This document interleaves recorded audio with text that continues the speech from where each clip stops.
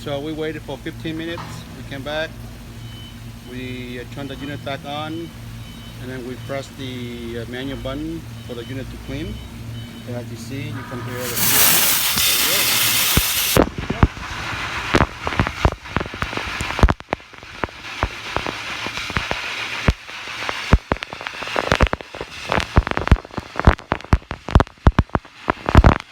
There we go. You can see the unit's clean. Perfect. You compare to the earlier shot this morning and compared to now, the screen is much more cleaner.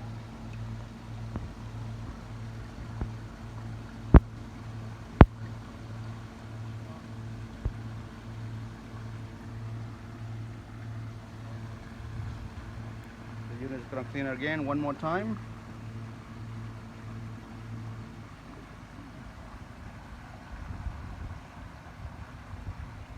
Maybe not